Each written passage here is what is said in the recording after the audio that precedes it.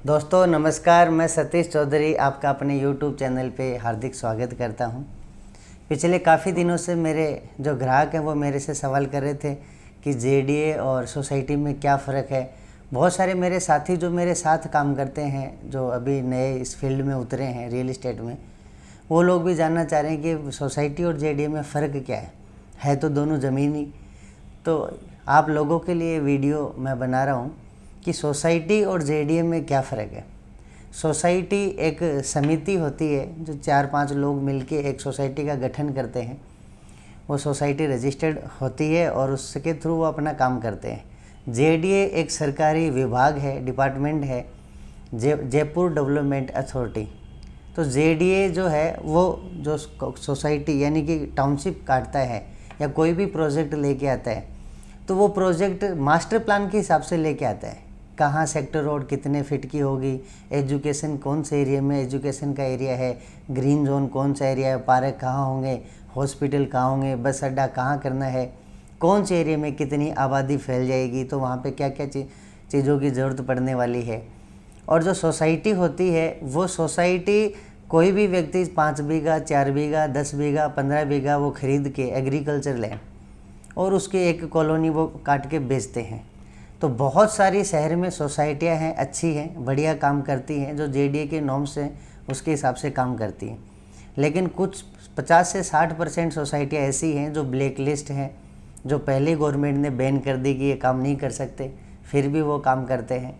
तो ग्राहकों को कैसे पता चले कि कौन सी सोसाइटी सही है कौन सी नहीं है, वो ज़मीन खरीदने से पहले क्या देखें। यहाँ तक कि बहुत सारे जो जयपुर से बाहर के लोग हैं उनको ये भी नहीं पता कि सोसाइटी जेडीए इनमें क्या फ़र्क है, क्या कैसा क्या देखना चाहिए, क्या लॉस हो सकता है, क्या फ़ायदा हो सकता है। तो मोटा मोटी फ़र्क यही है कि सोसाइटी ज़मीन जो कॉलोनी कोई भी डेवलपर काटता है तो वो एग्रीकल्चर ज़मीन लेता है और एग्रीकल्चर को बहुत सारे सोसाइटी में काम करने वाले लोग तो रेजिडेंस में कन्वर्ट ही नहीं करवाते। रहने के लिए ज़मीन आवासीय होनी ज़रूरी है, 90 भी होती है, लेकिन वो लोग एग्रीकल्चर को ही सेल कर देते हैं और गवर्नमेंट के हिसाब से वो 90 भी कन्वर्जन होना कंपलसरी है। आप खेती की ज़मीन पे आवास रहना नहीं, कॉलोनियाँ नहीं काट सकते। 90 भी होती है, उसके बाद में जेडीए में आवेदन करके जेडीए अप्रूव्ड करवाई जाती है। तो वो जेडीए में अप्रूव भी नहीं होती, आवेदन नहीं होता। तो वो जो सोसाइटी है वो अपने पट्टे जारी करते हैं खुद के सोसाइटी के। तो बहुत बार और हर चौथे पाँचवें दिन आजकल अखबार में आता ही है कि उस जगह सोसाइटी ध्वस्त करी जेडीए ने, उस जगह ध्वस्त करी, क्योंकि वो एग्रीकल्चर को ही कॉलोनी के रूप में बेचते हैं। जेडीए में प्लॉट लेने से फ़ायदा ये है कि जेडीए पूरा मास्टर प्लान के हिसाब से कॉलोनी कटती हैं और मास्टर प्लान में कटने से भविष्य में कोई ये नहीं होता कि कोई रोड बड़ी चौड़ी हो जाएगी तो घर टूट जाएगा, प्लॉट रोड में आ जाएगा, या कभी कोई गवर्नमेंट का प्रोजेक्ट आता है, कोई भी बड़ा प्रोजेक्ट, उसमें अपनी ज़मीन चली जाएगी या फिर और किसी भी प्रकार की। दूसरा सबसे बड़ा तो यही फ़ायदा है जेडीए अप्रूव्ड का कि जो लीगलिटी है, जो कागजी कार्रवाई जो है वो बिल्कुल साफ़ सुथरी होती है। उसमें आपका हर एक डॉक्यूमेंट ऑनलाइन होता है, आप चेक कर सकते हैं कि आपका किस नाम से इस प्लॉट का पट्टा है, कब निकला, ये कौन सी योजना है, इसका नक्शा क्या है, कैसे कितनी कितनी फीट की रोडें हैं, पार्क हैं, फैसिलिटी यूटिलिटी की जगह कितनी है।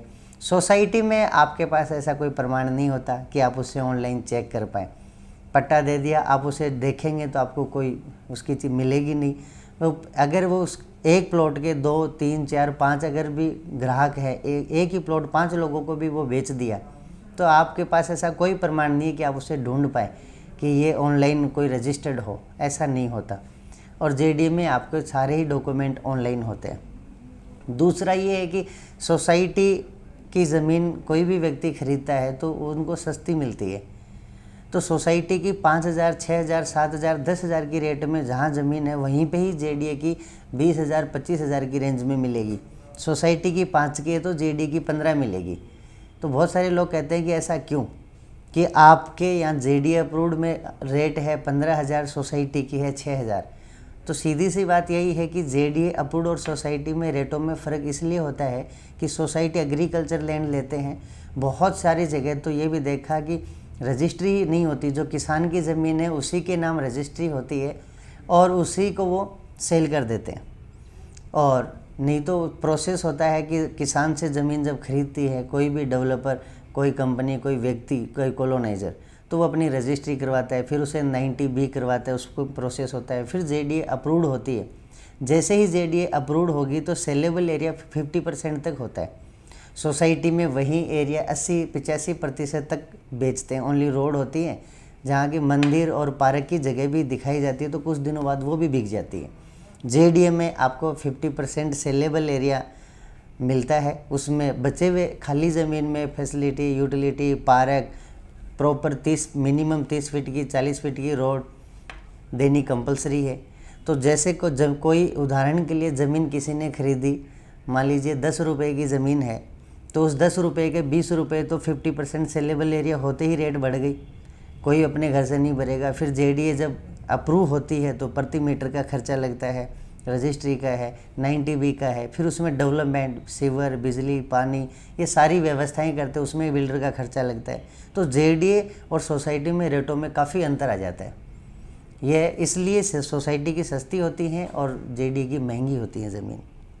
इसके अलावा सोसाइटी और जेडीए में आपको मोटा मोटी मैं फ़र्क बताऊं तो कोई भी, जैसे कि बिजली, पानी, सीवर की मैं बात करूं तो आपको खुद को लाइट का कनेक्शन लेना है, आपसे 500 मीटर दूर कोई लाइन है बिजली की, तो आपको डिमांड नोटिस देना पड़ता है और आपके घर तक का जो खर्चा है वो आपको वहन करना पड़ता है, जितने पोल लगेंगे, वायर लगेंगे। जेडीए में आपको आपके घर के आगे तक कनेक्शन मिल जाता है। और भविष्य में जो सुविधाएं मिलेंगी, चाहे वो जयपुर शहर बिसलपुर पानी पीता है, बिसलपुर की लाइन हो, चाहे वो सीवर की लाइन हो या कोई और व्यवस्थाएं हो, तो वो सारी जेडीए अप्रूव्ड में 100% आएंगी, गवर्नमेंट देगी। और सोसाइटियों में वो कब आए उनका कोई पक्का पता नहीं है।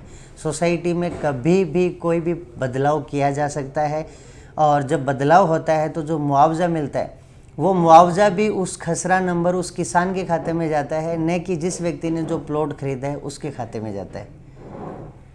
तो आप लोगों को मैंने ये छोटी सी जानकारी सोसाइटी और जेडीए में बताया। तो जब भी भविष्य में ज़मीन परचेज करने के लिए जाएं, आप भले ही सोसाइटी में लें, जेडीए में लें, अगर आपको जेडीए में आपके बजट में अच्छा मिल जाए तो पहले आपको प्राथमिकता जेडीए को देनी चाहिए। और सोसाइटी में लेते हैं तो आपको ये देखना है कि सेक्टर प्लान के हिसाब से रोडें और प्रॉपर सिस्टम से है, तो आपको ज़रूर वहाँ पे भी ले लेना चाहिए। बहुत सारे सोसाइटी में काम करने वाले लोग साफ़ सुथरा और अच्छा काम करते हैं, लेकिन बहुत ज़्यादा लोग नहीं करते, और गवर्नमेंट ने बहुत सालों से इसको बैन कर दिया बिल्कुल ही सोसाइटियों को। और आपको मेरी दुआएं हैं और शुभकामनाएं। जब भी भविष्य में आप प्रॉपर्टी खरीदें, हर चीज़ चेक करके अच्छे से देखें। बहुत बहुत धन्यवाद।